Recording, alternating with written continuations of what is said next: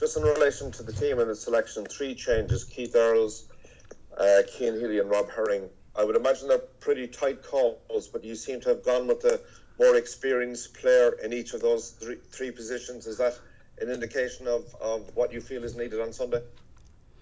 Of course, I wouldn't have selected the side in the first place, but what I would say, competition for places is at its premium at the minute. Players are playing well. Players are getting a bit more game time, coming up to speed as far as that's concerned. And players are really putting a hand up in training, etc. So it's a difficult one this week, but it's the right one for this game against Scotland.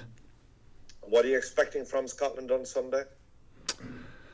Much of the same as what we always get, a fierce competition. It's always a tough battle up there at Murrayfield. We know they're confident coming into this game. They always seem pretty confident, Scotland.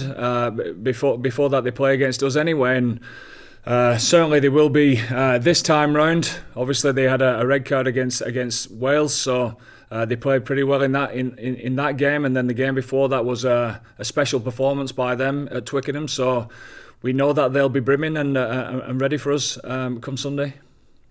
Cheers, thank you.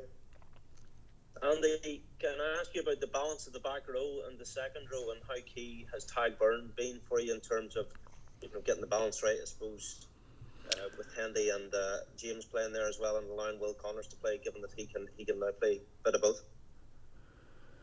I think it's I think the pack's got a bit of everything. I think it's got a bit of aggression about it. I think it's got a bit of know-how and nous regarding set piece.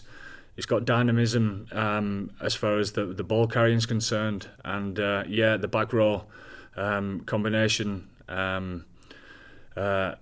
adds to all those pieces and brings a little bit more as well. I think there's good energy within that back row, and good energy on the bench as well, ready to come on.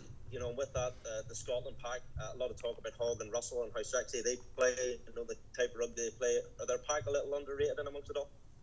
100%, yeah. I think they're a great pack. I think they've got a good set piece. The rucking's pretty good. The ball carrying's pretty good. The 2-man tackles are pretty good as well. So they'll be happy with how their forward pack's going at this moment in time.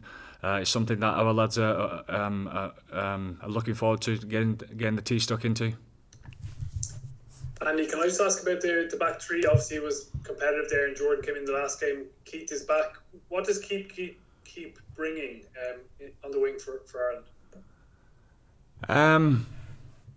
His know-how, his organisation of the back line in all different aspects of play.